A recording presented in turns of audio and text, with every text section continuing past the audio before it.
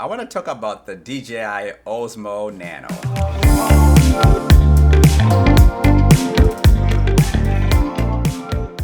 So this video is not scripted or anything like that. This is just me talking off the cuff about my experience with the Dji Osmo Nano. I have some notes here, and I also want to talk about a few things that stood out to me when I was playing around with this camera. And I'll cover what you get in the box. Then I'll go on and talk about ease of use, how easy the Dji Osmo Nano is to use, because this is my first DJI product that I've owned or I've bought with my own money. This video is not sponsored by DJI or anything like that, but this is just like my first impression, so I'll be honest, and I'm not here to sell anyone on this camera. I'm just here to tell people my experience with this camera, and I also will answer the question who I really think this little guy is for. And I'll also talk about how strong it is, because I actually accidentally ran over this little guy with my car.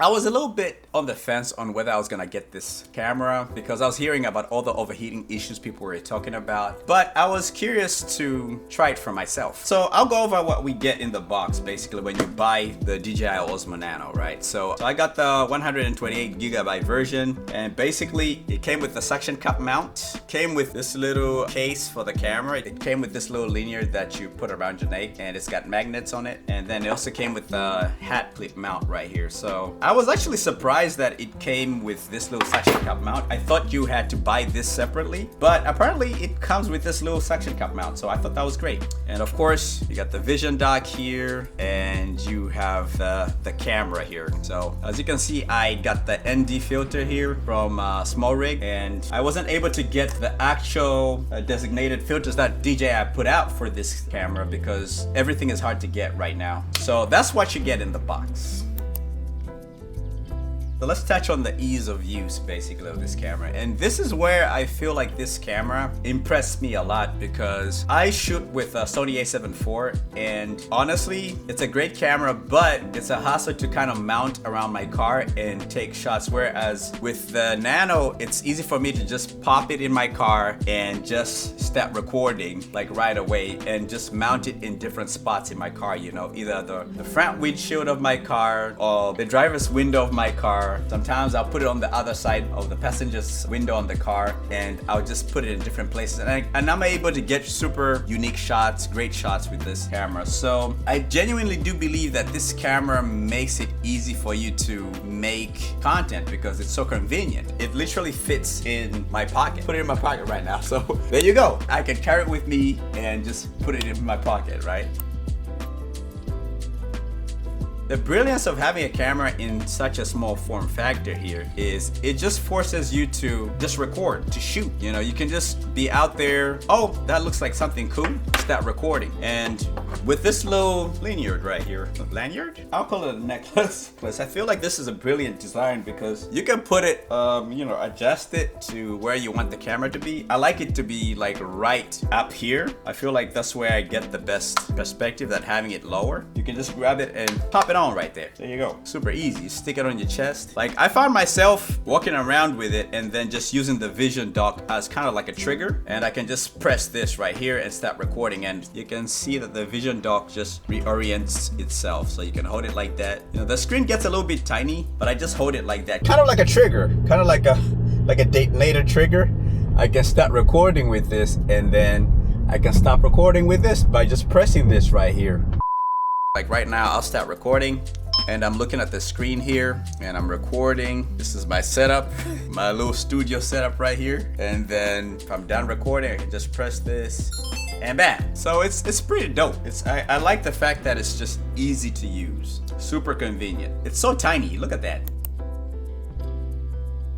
I think this camera is for people who are trying to upgrade from using their phones, right? Like if you're somebody who has their phone as their dedicated camera, this is the camera for you right here. 12 seconds later. All right, so after doing a little bit of testing with the camera, I do believe this camera has its limitations, so I would not recommend you exclusively just upgrade to this camera. The reason why I've arrived to this conclusion is because I was trying to shoot time-lapse in D-Log at 10-bit and the camera did shut off. I also experienced some overheating issues while I was playing around with it. Nothing crazy, the camera didn't shut off, but just when I was doing the time lapse, it recorded for like about 4 minutes and it shut off. So I do believe it has its limitations, and if you're someone who's trying to do more talking head videos like this one, and you're gonna be shooting in a higher frame rate for whatever reason, you might run into some issues. Still a great addition camera. I wouldn't recommend you exclusively upgrade to this camera per se. Back to the video.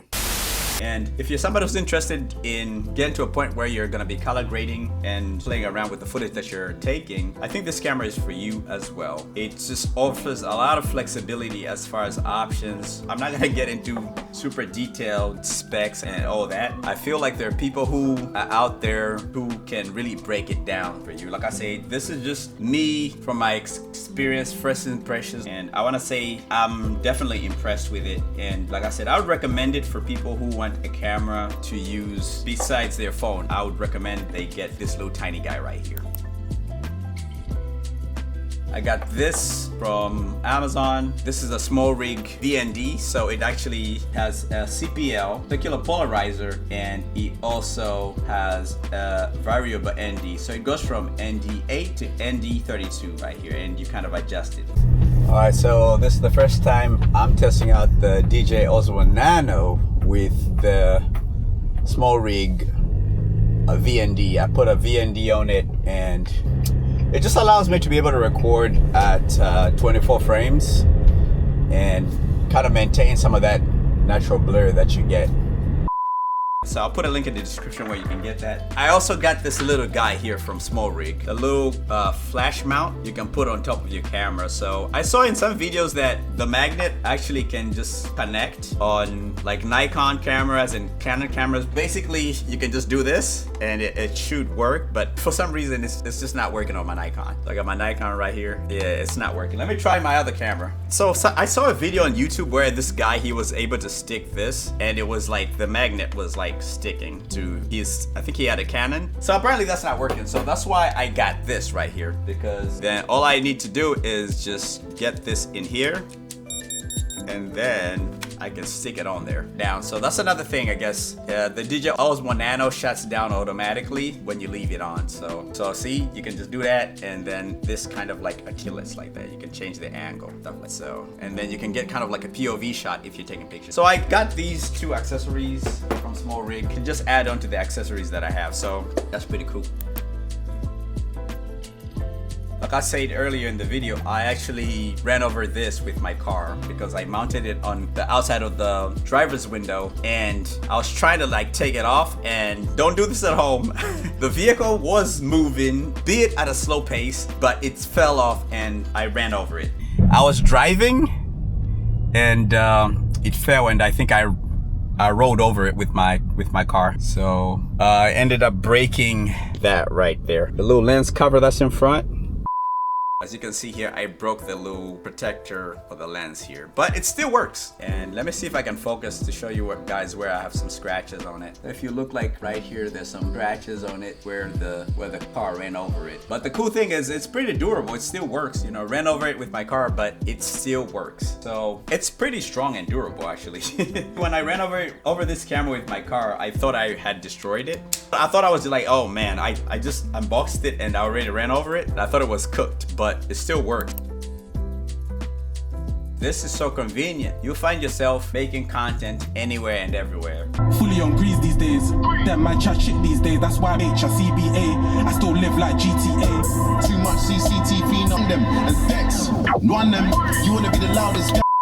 I've shot more content with this camera when I got it than with my Sony. Basically, my Sony, only when I'm like traveling on trips, I pull it out and I'm in the mood of shooting content. And then the other problem with using my Sony is it's a bigger camera, so it draws attention, you know, and it's expensive too. So if I'm out there shooting, I'm a little bit more self-conscious of like where I can put it or the type of shots I can get. But this is basically, it's magnetic, so it's gonna stick to anything that's got magnets on it. It's gonna stick, so you can put it anywhere and it's gonna just pop on and you can quickly record. And most of the times when I was recording with this camera, people would notice that, yeah, this guy has a camera, but they would be like, okay, he has a camera, but they're not taking me serious because it looks like a toy. And you can just record. Like, I was in Walmart recording something that I've never thought I would do, is filming in public, right?